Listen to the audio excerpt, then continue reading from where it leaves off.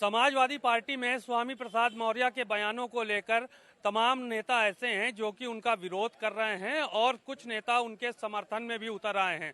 हमारे साथ देखिए ये तमाम नेता मौजूद हैं। सर, स्वामी प्रसाद मौर्य जिस तरह से बयानबाजी कर रहे हैं उनका सपा में ही विरोध शुरू हो गया है, क्या कहेंगे आप?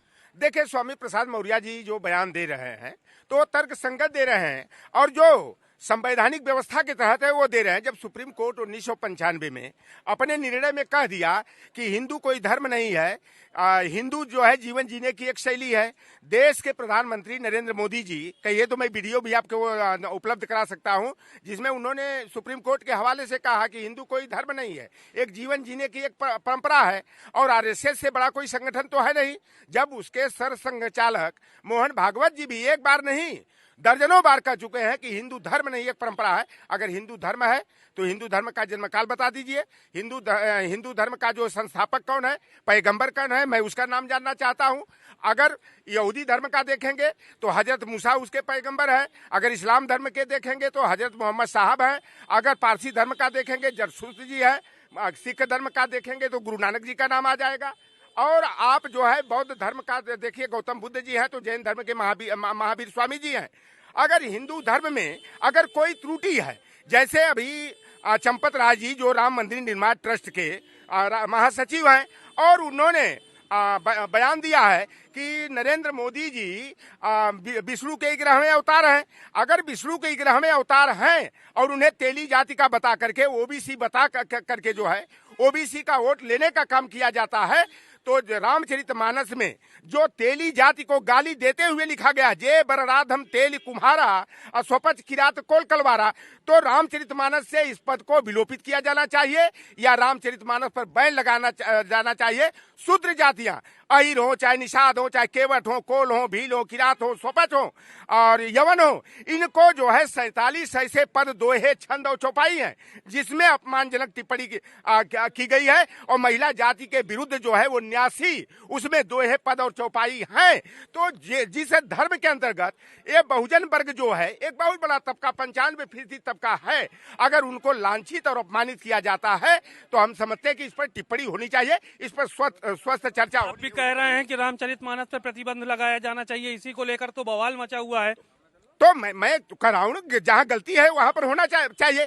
आप बताइए, मनुस्मृति में एक बात लिखी गई है, स्त्री शूद्रो न ध्यताम का, किसी भी जाति धर्म वर्ग संप्रदाय की बहन बेटी को पढ़ने से रोका गया। शूद्र वर्ण जो इसकी 85% आबादी है उनको शिक्षा देने से रोका गया। ये तो लॉर्ड मैकाले की शिक्षा नीति कही है। ज्योतिबा फूले, डॉक्टर फातिमा शेख और राष्ट्रमाता सावित्रीबाई फूले के संघर्षों का योगदान था कि 1823 में बहुजन वर्ग को जो है लिखने का पढ़ने का अधिकार मिला। हम कहते हैं कि अगर हिंदू धर्म में कोई कमी नहीं थी तो ब्राह्मण जाति में दयानंद सरस्वती जी कोई निषाद के, कोई अहिर के, कुर्मी के, काछी के, मुसलमान के घर तो पैदा नहीं थे, एक ब्राह्मण के घर पैदा थे। तो उन्होंने हिंदू धर्म का और मूर्ति पूजा को पाखंड उन्होंने बताया और उन्होंने आर्य समाज की स्थापना किया। राजा राम मोहन राय बंगाल के एक जाने माने संभ्रांत ब्राह्मण परिवार के थे और उन्होंने जो है कि ब्रह्म समाज की स्थापना किया। तो इस तरह से कहीं भी किसी भी धर्म में अगर जो मानवता विरोधी चीजें हैं तो उसको जो है उसका विलोपन होना चाहिए, उसका संशोधन होना चाहिए। जब बाबा साहेब भीमराव अंबेडकर के संविधान से यह देश चल रहा है और समय समय पर संविधान संशोधन हो रहा है तो क्या वह एकदम ऐसी लकीर बन गई है और जो लोग एक जाति विशेष के लोग उंगली उठा रहे हैं। मैं तो कहता हूं, मैं भी वेदोक्त बातों को मानता हूं, मैं भी गीतोक्त बातों में विश्वास रखता हूं कि जन्मना जायते शूद्र संस्कारात जुजुच्यते अभेदाध्यायी भवेत विप्रः ब्रह्म जानाति इति ब्राह्मण। तो क्या दुबे, चौबे, पांडे, मिश्रा, शुक्ला, उपाध्याय, चटर्जी, बनर्जी, मुखर्जी, मुखोपाध्याय, चट्टोपाध्याय, बंदोपाध्याय, लाटूर्य, चाटुर्य, बांगुर्य, कुलकर्णी, अय्यर, शर्मा, माथुर के घर में अगर कोई पैदा लुच्चा, लफंगा, शराबी, कबाबी और व्यभिचारी पैदा हो जाए और केवल दुबे चौबे के घर में पैदा, पांडे मिश्रा के घर में पैदा होने के लिए अगर वह ब्राह्मण कहता है तो यह धर्म विरोधी है। जोगेश्वर श्री कृष्ण ने गीता में कहा, गीता को बहुत पवित्र ग्रंथ हमारे हिंदू समाज में माना जाता है, तो उन्होंने तो कहा कि चातुर्वर्ण्यम मया सृष्ट गुण कर्म विभाग से, गुण कर्म के आधार पर मैंने 4 वर्णों का विभाजन किया हूं। तो आज जन्मना जो है निषाद के घर में पैदा हुआ है, अहिर के घर में पैदा हुआ है। एक प्रकांड विद्वान को जो है कि आखिर लांछित क्यों किया जाता है, शूद्र क्यों समझा जाता है। एक हमारे तेली जाति के प्रोफेसर थे, ज्ञानपुर में एक डिग्री कॉलेज है, उन्होंने द्विवेदी लिखना शुरू किया, फिर त्रिवेदी लिखना शुरू किया। ब्राह्मण समाज के लोगों ने हाईकोर्ट में मुकदमा किया और इनको तलब किया गया न्यायालय में। उन्होंने कहा कि मैं आज त्रिवेदी लिख रहा हूं, 6 महीना के अंदर मैं चतुर्वेदी लिखूंगा। और जिन लोगों ने मेरे खिलाफ बात दाखिल किया है, मैं जानना चाहता हूं कि उनको कितने वेदों का ज्ञात है। 3 वेदों का मैं मर्मज्ञ हूं, स्पेशलिस्ट हूं, और जहां से पूछना हो आप पूछ लीजिए। 4थे वेद पर मेरा काम चल रहा है, 6 महीना 5 महीना के अंदर मैं चतुर्वेदी हो जाऊंगा। तो देखिए, जब हमारे वेदोक्त शास्त्र में कहा गया है कि कर्म के आधार पर, चरित्र के आधार पर जो है कि वर्ण का निर्धारण होता है, तो भैया हम लोग निषाद शूद्र वर्ण में पैदा हुए, कितनों विद्वान हो गए, पीएचडी कर लिए, डिलीट कर लिए, तब हम शूद्रवय कहे जाएंगे, या कैसी बात है भाई। तो इस चीज पर तो चर्चा होकर रहे। स्वामी प्रसाद मौर्य इसके हिसाब से, आपके हिसाब से एकदम सही हैं, और इसलिए जो है वो पार्टी के आप लोग उनका समर्थन कर रहे हैं। पार्टी के नाते नहीं, मैं देखिए, मैं एक पढ़ा लिखा व्यक्ति हूँ, ठीक है, मैं मछली मारने वाले के घर में पैदा हुआ, गाय भैंस चराने वाले, खेत खलिहान में काम करने वाले के घर पैदा हुआ, लेकिन तर्क की कसौटी पर जो सही साबित नहीं होगा तो उसको तो कहा जाएगा। आज हिंदू धर्म को सनातन सनातन कहा जाता है। What is the means of Sanatan? सनातन तो यूनिवर्सल ट्रूथ जो होता है, जो शाश्वत सत्य है, उसी को सनातन किया कहा जाता है। सूर्य पूरब में उदय होता है और पश्चिम में अस्त होता है, यह सनातन सत्य है। कोई भी बच्चा अपने माँ के उधर पेट से पैदा होता है, उधर से पैदा होता है, और माता और पिता के संजोग से पैदा होता है। अब कोई कहे कि पसीने से पैदा हो गया, कोई जवान है तो छींक से पैदा हो गया, कोई घड़ा से पैदा हो गया, कोई इसे हिरणी के पेट से पैदा हो गया, कोई मछली के पेट से पैदा हो। तो भैया हम लोग देखिए, वैज्ञानिक दृष्टिकोण से तर्क की कसौटी पर उसे कसेंगे, और अगर यह गलत लगेगा तो उस पर क्रिया और प्रतिक्रिया होगी, उस पर चिंतन होगा, मनन होगा। और तो ऐसा विरोध कैसे झेल पाएंगे आप लोग? इतना बड़ा विरोध चल रहा है जो स्वामी प्रसाद को लेकर। वो विरोध झेलने वाले लोग जो इनको कह रहे हैं कि स्वामी प्रसाद मौर्य जो है कि समाजवादी पार्टी को मिटाने के लिए आए, वो जिसका कि कोई ठिकाना नहीं। पलटू राम जैसे लोग जो हैं, कब की बिन पेदी के लोटा जो है, इस तरह की टिप्पणी करते हैं। हम भी जानते हैं, आप मंगरू को हमने खुद सलाह दिया कि भैया तो हूं मच्छर मरवा, हम हूं मच्छर मरवा। अब मच्छर मरवन के साथ भारतीय जनता पार्टी वाले जो है वादा खिलाफी कर रहे हैं। यही भाजपा वाले कहे थे 2012 के चुनाव घोषणा पत्र में, दृष्टि पत्र में। मंगरू कौन है? कि मल्ला केवट बिन धीवर कार गुड़िया तुरहा बाथम माझी रायकवार को, बाथम को, भर को, राजभर को, कुमार को, प्रजापति को, बंजारा को, बिहार को, नायक को अनुसूचित जाति का दर्जा देंगे, और निषाद समाज का जो परंपरागत अधिकार है उसको देने का काम करेंगे, जो नदी से ताल पोखर संबंधित है।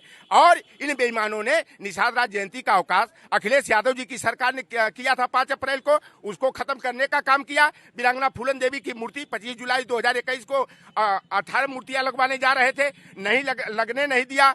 मत्स्य पालन का पट्टा संजय निषाद माफियाओं से मिलकर के जोगी सरकार की कृपा से जो है कि उसको सार्वजनिक करके हमारे मल्लाह केवट कश्यप गोड़िया समाज को भूखमरी के कगार पर डालने का काम किया। ई टेंडरिंग की व्यवस्था करके बालू मरों खनन का धंधा छीन दिया।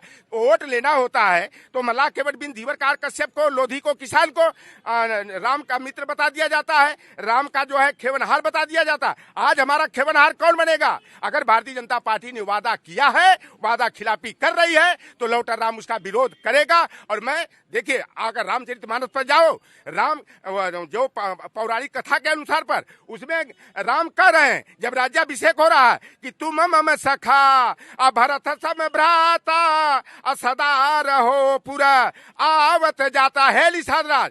आप मेरे छोटे भाई भरत के समान, आप मेरे परम मित्र हैं, आप सदैव आते जाते रहिएगा। तो भैया देखो, ये 22 जनवरी को जो है ना प्राण प्रतिष्ठा होगी, वहां से थाईलैंड से मिट्टी और पानी आ रहा है। ये भाजपा आरएसएस वाले मां गंगा को अपमानित करने का काम कर रहे हैं। देश के प्रधानमंत्री ने कहा, देश के प्रधानमंत्री ने कहा कि गंगा मैया ने बुलाया है, ये असली गंगा पुत्र कह रहा है, वो तो फर्जी गंगा पुत्र गुजराती ठग है। मैं गंगा पुत्र हूँ, गंगा तिरी निषाद हूँ और गंगा जी से जन्म जन्मांतर का हम लोगों का संबंध है। तो गंगा पुत्रों को अपमानित करने का काम न करो। आरएसएस और भाजपा वालों को से मैं आपके चैनल के माध्यम से जानना चाहता हूँ कि गंगा का पानी सबसे पवित्र माना जाता है और गंगा के दोआब की मिट्टी को सबसे पवित्र माना जाता है। तो गंगा का अनादर करके, अपमानित करके थाईलैंड से मिट्टी और पानी क्यों मंगाया जा रहा है? और वहां का पुजारी अगर कोई बनना चाहिए तो जो बताओ कि राम का 14 बरस का वनवास अगर हुआ तो पहला शरण किसने दिया? श्रृंगवेरपुर के महाराजा धीराज महाराज गुरुराज निषाद ने दिया और नत्थालाल केवट ने उनकी नैया पार लगाने का काम किया। और 14 वर्षों तक किसी छत्री ने, किसी ब्राह्मण ने राम की मदद नहीं किया था। कोल, भील, किरात, वानर इन लोगों ने दिया। तो उस अयोध्या के राम मंदिर का जो है पुजारी निषाद समाज के किसी व्यक्ति को होना चाहिए, तब राम और निषाद राज की मित्रता की परिकल्पना जो है वह साकार होगी। अन्यथा ढोंग पाखंड अब नहीं चलेगा। एक बात और मैं बता देना चाहूं कि 12 बरिस कुक्कुर जिए, 13 बरिस सियार, 18 से अधिक छत्री जिए, तो समझो जीवन है धिक्कार। और मनुस्मृति में हमारे छत्री भाइयों लोगों के लिए क्या कहा कि 100 बरस का छत्री जो है 10 बरस के ब्राह्मण के बेटे को अपना पिता समान समझे। तो इस परंपरा पर तो चर्चा होकर रहेगी, चाहे कोई भी गाज गिरे। सत्य कहना अगर गुनाह है तो हम सत्य कहने से कहीं डिगेंगे नहीं, पीछे हटेंगे नहीं। वोट के लिए भारत पाकिस्तान, हिंदू मुसलमान, ईद दिवाली, शमशान कब्रिस्तान, स्कूल और मदरसा और बिरयानी खाने के लिए चले जाएंगे पाकिस्तान। मशरूम जो है पाकिस्तान का पसंद आता है। असीमा गुलाम हैदर अगर सचिन के यहाँ आती है तो आरएसएस और भाजपा वालों की राष्ट्रीय भौजाई और राष्ट्रीय बहू हो जाती है। अन्नू जो है भाग के चली गई नसरुल्ला के साथ, तो नसरुल्ला उन जो सीमा गुलाम हैदर को बहू और भौजाई बताए तो वो दामाद हुआ कि नहीं, बहनोई हुआ कि नहीं, जीजा हुआ कि नहीं? क्या लग रहा है आपको कि स्वामी प्रसाद मौर्य ठीक कह रहे हैं कि गलत कह रहे हैं? जी बिल्कुल सही कह रहे हैं। देखिए, उनका विरोध जो है गांवों में कहीं नहीं है, कस्बों में कहीं नहीं है। उनका विरोध उन लोगों का है जिनका धंधा बंद होने वाला है। और आपको बता दें कि हमारे भारत के अंदर अब इन भारतीय जनता पार्टी और आरएसएस वालों का खेल एकदम खत्म हो गया। हर दवा की एक्सपायरी डेट होती है ना, उसी तरह भारतीय जनता पार्टी में ओम प्रकाश राजभर हो गए, ब्रजेश पाठक हो गए, संजय मिश्रा हो गए, जैसे ये बहुत लोग हैं जो अपने आप को बड़बोला बता रहे थे, जिनका बाबा सिर था। अब उनका बाबा सिर जो है मुंह पीछे की जगह पे मुंह पे आ गया, वो भी खत्म हो जाएगा। जनता पूरी उत्तर प्रदेश की जान चुकी है कि जो जितना भी स्वामी प्रसाद मौर्य बोल रहे हैं, आप देख लीजिए कि उसके बाद उनके मंच पे मंच लग रहे हैं पूरे उत्तर प्रदेश में। मगर जो इनके जो बिकाऊ मीडिया है, जो गोदी मीडिया है, वो इसलिए चिल्लाते हैं क्योंकि उसी समाज से आते हैं। आप बता दीजिए, कोई भी एसटी का मीडिया वाला इनके पास है? एंकर नहीं है। कोई यादव का है? नहीं है। कोई मुस्लिम का है? नहीं है। अगर मुस्लिम और यादव का कोई एंकर बन भी जाएगा और अगर उसने कोई मतलब ओबीसी सही खबर चला दिया तो उसको नौकरी से हटा देते हैं और उसके वहां नोटिस भी भेज जाती है, उनके मालिक तक शिकायत चली जाती है। तो भारतीय जनता पार्टी के जितने भी नेता हैं और या जो कर रहे हैं, वो स्वामी प्रसाद मौर्य का विरोध नहीं कर रहे हैं, वो अपने धंधा को बचाने के लिए स्वामी प्रसाद मौर्य को टारगेट कर रहे हैं। मगर स्वामी प्रसाद जी, आप घबराना मत, हम आपके साथ हैं और हमारे साथ जितने भी साथी किसान हैं और जितने ओबीसी एसटी वाले हैं आपके साथ हैं। शुक्रिया, बहुत बहुत। आपने सुना, कुछ लोग जो है वो स्वामी प्रसाद मौर्य का विरोध कर रहे हैं, तो वहीं तमाम ऐसे नेता हैं भारत समाजवादी पार्टी में जो कि स्वामी प्रसाद मौर्य के समर्थन में उतर आए हैं। कैमरामैन अरविंद के साथ सीमा नकवी, भारत समाचार, लखनऊ।